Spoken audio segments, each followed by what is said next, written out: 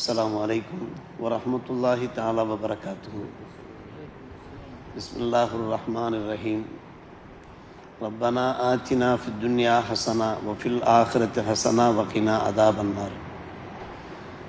آمنا بالله صدق الله مولانا العلي العظيم. எங்கள் இரட்சகா, இந்த உலகத்திலேயும் எங்களுக்கு நன்மையை தந்தருள், மறுமையிலேயும் எங்களுக்கு நன்மையை தந்தருள், நரக அதாபிலிருந்து எங்களை நீ காப்பாற்றிவிடும் என்ற பொருளுடைய இந்த துவாவை நாம் ஒவ்வொரு தொழுகைக்கு பின்னாலும் ஓதி வருகிறோம். மிக அற்புதமான ஒரு துவா, அனைவரும் அறிந்த துவா.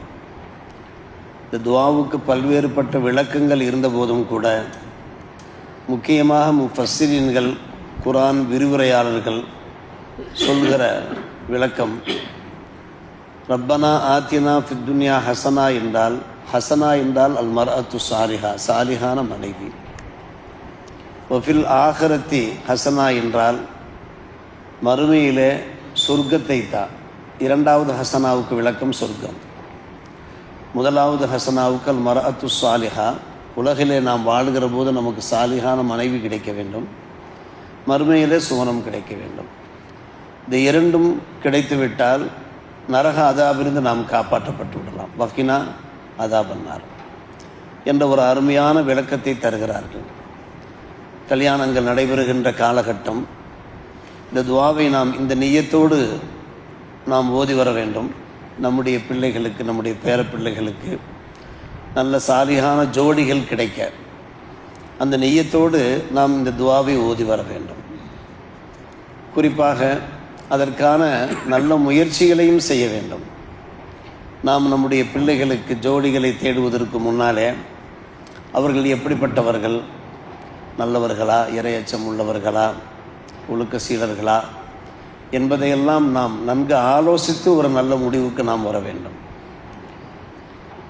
நல்ல முடிவுக்கு வருவதற்கு முன்னாலே நாம் எந்த வரன்கள் பார்க்கிறோமோ அவர்களுடைய அந்த வெளித்தன்மையை மட்டும், நாம் வெளி தோற்றத்தை மட்டும் நாம் பார்க்கக்கூடாது. அவர்கள் மிகப்பெரிய பங்களாக்களில் வசிக்கிறார்கள், செல்வந்தர்களாக இருக்கிறார்கள், நல்ல பவிசோடு இருக்கிறார்கள் என்று மட்டும் நாம் பார்க்கக்கூடாது. மாறாக நல்ல குணசீலர்களாக இருக்கிறார்களா, இறையச்சம் உள்ளவர்களாக இருக்கிறார்களா, நாம் நம்முடைய பிள்ளைகளை மனம் முடித்து கொடுத்தால் அவருடைய வாழ்க்கை சிறப்பாக அமையுமா, மார்க்கமுடையவர்களாக இருக்கிறார்களா என்பதைத்தான் நாம் முக்கியமாக பார்க்க வேண்டும். பெருமானார் ரசூலே கரீம் ஸல்லல்லாஹு அலைஹி அவர்கள் பகிர்ந்தார்கள், ஒரு பெண்மணி 4 காரணங்களுக்காக மனம் முடிக்கப்படுகிறாள். 1 அழகுக்காக,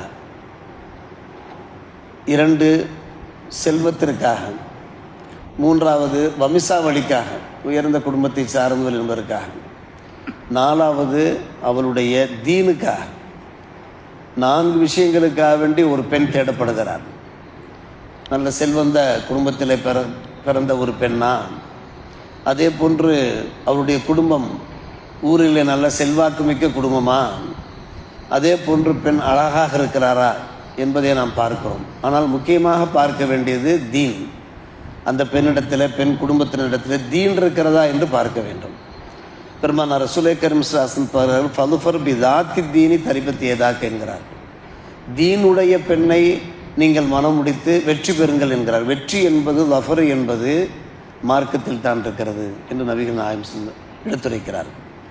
அப்படியானால் இந்த உலகத்தில் அல் மர்அத்து சாலிஹா, சாலிஹான மனைவி, அந்த மனைவிக்கான இலக்கணம் என்னவென்று கேட்டால் அந்த பெண்ணிடத்தில் மார்க்கம் இருக்க வேண்டும், அல்லாஹுடைய அச்சம் இருக்க வேண்டும். பலமுறை நாம் கேட்ட ஹதீஸ் தான், அத்துன்யா மத்தா, உலகம் முழுவதும் சுகண்டியான பொருள்களாக இருக்கின்றன, வஹைரு மத்தாயிஹா அல் மர்அத்து சாலிஹா, நாம் அனுபவிக்கின்ற அந்த இன்பங்களிலே ஒரு சிறந்த இன்பம் அல் மர்அத்து சாலிஹா, சாலிஹான மனைவி.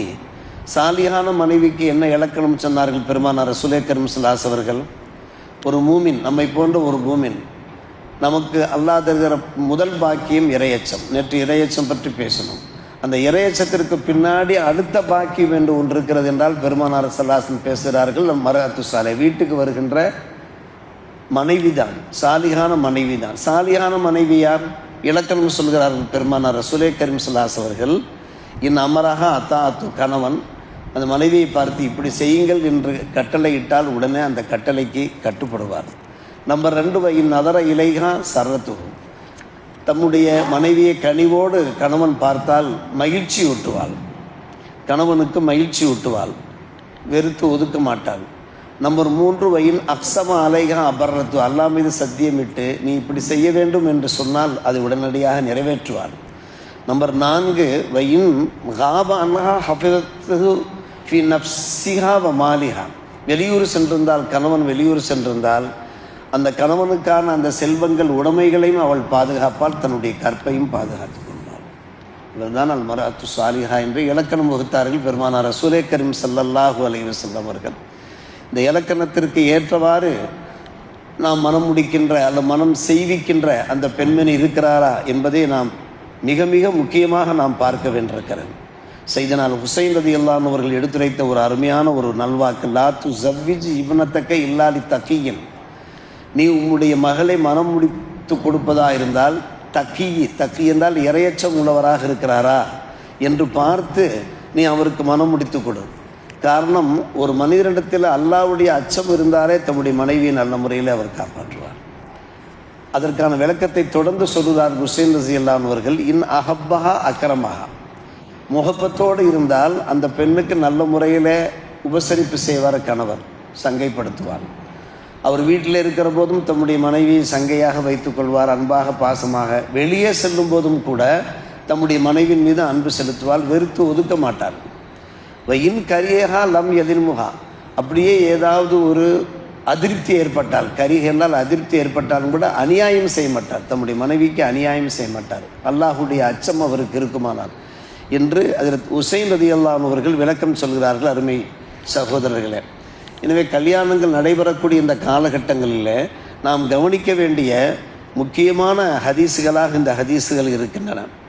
பெருமானார் ரசூலே கரீம் ஸல்லல்லாஹு அலைஹி வஸல்லம் அவர்கள் காலத்திலே சில சம்பவம், அதற்கு பின்னால் ஒரு காலத்திலே ஒரு சம்பவம். மிக முக்கியமாக ஒவ்வொருவருமே இன்றைய காலகட்டத்தில் வெளிப்படையாக சொல்வதென்றால், மாப்பிள்ளைமார்கள் என்ன கேட்கிறார்கள், நல்ல அழகான பெண்ணாக இருக்க வேண்டும், நல்ல வெள்ளை வெளேரென்று இருக்க வேண்டும், பார்ப்பதற்கு படிச்சென்று இருக்க வேண்டும், இப்படித்தான் கேட்கிறார்களே தவிர மாப்பிள்ளை நமக்கு காதுக்கு வரக்கூடிய செய்தி, நல்ல குணமுள்ள பெண்ணாக பாருங்கள், இது அல்லாஹ்வுடைய அச்சமுள்ள பெண்ணாக பாருங்கள், வேலை தொழுகையாளியாக இருக்கிறாரா என்று பாருங்கள் என்று சில மாப்பிள்ளைகள் சொல்வது கிடையாது. ஆனால் உண்மையிலே பார்த்தோம் என்றால் கலரை வைத்து, நிறத்தை வைத்து, கவர்ச்சியை வைத்து நாம் திருமணம் முடிப்பதில் சில சமயம் வெற்றி காண முடியாது. அல்லாஹ் ரப்புல் ஆலமீனுடைய படைப்புகள், ஒவ்வொரு படைப்பிலையும் ஒவ்வொரு நன்மை இருக்கும். இதை ஒவ்வொரு மாப்பிள்ளைமார்களும் யோசித்து பார்க்க வேண்டும்.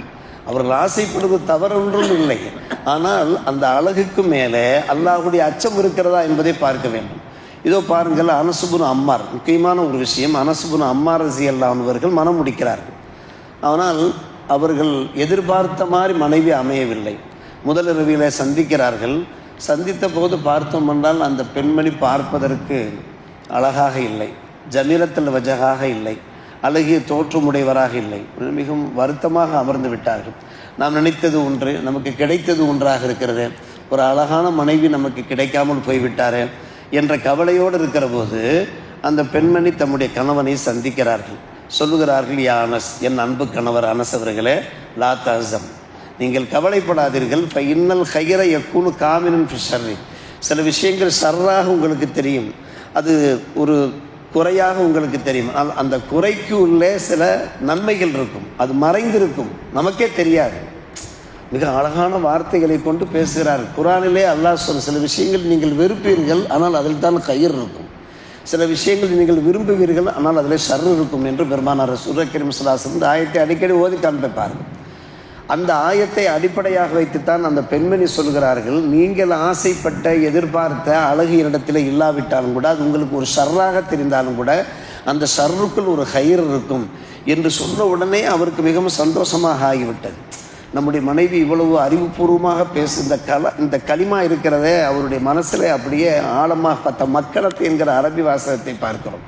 இதயத்திலே அது ஒரு தாக்கத்தை ஏற்படுத்தியது. இன்னும் அல்லாஹ்வுக்கு சுக்ரியா செய்தார், அல்லாஹ்வை புகழ்ந்தார், சேர்ந்து வாழ ஆரம்பித்து விட்டார். அவருடைய மனநிலைமை மாறிவிட்டது, அந்த மனைவி மீது அன்பு செலுத்த ஆரம்பித்து விட்டார்.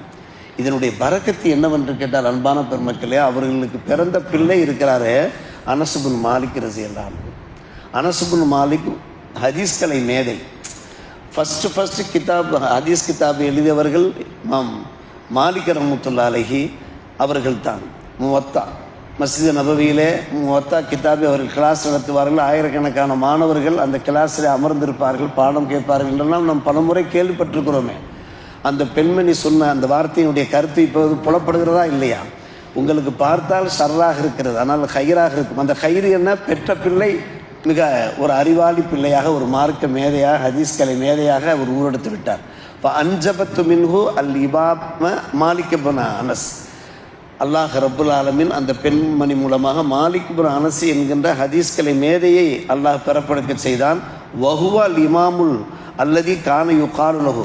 அவர் எப்படிப்பட்ட இமாம் என்றால், அவர் வாழ்ந்த காலத்தில் லா யுஃப்தா வ மாலிகுன் ஃபில் மதீனா. மதீனாவிலே மாலிக் இருந்தால் யாருமே ஃபத்வா தரமாட்டார்கள், ஃபத்வா மாலிக்கு தான் கொடுப்பார். அதாவது ஏதாவது கேள்வியா, ஏதாவது இஷ்காலாத்துகளா, ஏதாவது மார்க்க பிரச்சனைகளா நேராக மாலிக்கிட்டு தான் வருவாங்க, வேறு யார்ட்டையும் போக மாட்டாங்க. அந்த அளவுக்கு அவர் ஒரு முஃப்தியாக திகழ்ந்தார் என்று நாம் பார்க்கிறோம். சில சமயங்களிலே பார்ப்பதற்கு அழகாக இருப்பார்கள், ஆனால் பிறக்கின்ற பிள்ளைகள் நல்ல பிள்ளைகளாகவும் பிறக்க வாய்ப்பு இருக்கிறது. ஆனால் என் பெருமானார் ரசூலே கரீம் ஸல்லல்லாஹு அலைஹி அவர்கள் சொன்னார்கள், 4 காரணங்களுக்காக மனம் செய்விக்கப்படுகிறது. எல்லாம் பாருங்கள், ஆனால் தீனை பாருங்கள், இறையச்சத்தை பாருங்கள். அந்த பெண்ணிடத்தில் இறையச்சம் இருந்தது, இறையச்சம் உள்ள ஒரு பிள்ளை பிறந்தார்கள் என்பதை நாம் பார்க்கிற போது, இன்றைய காலகட்டத்தில் இது போன்ற ஹதீஸை நாம் கடைபிடிக்க வேண்டியிருக்கிறது, வசனங்களை நாம் ஆராய வேண்டியிருக்கிறது, அதன் பிரகாரம் செயல்பட வேண்டியிருக்கிறது. அல்லாஹ் ரப்புல் ஆலமீன் சொன்ன பிரகாரம் கேட்ட பிரகாரம் அமல் செய்கிற நல் பாக்கியத்தை நம் அனைவருக்கும் தந்தர் புரிவானாக. வாஹிர் தாவானா அல்ஹம்துலில்லாஹி ரப்பில் ஆலமீன்.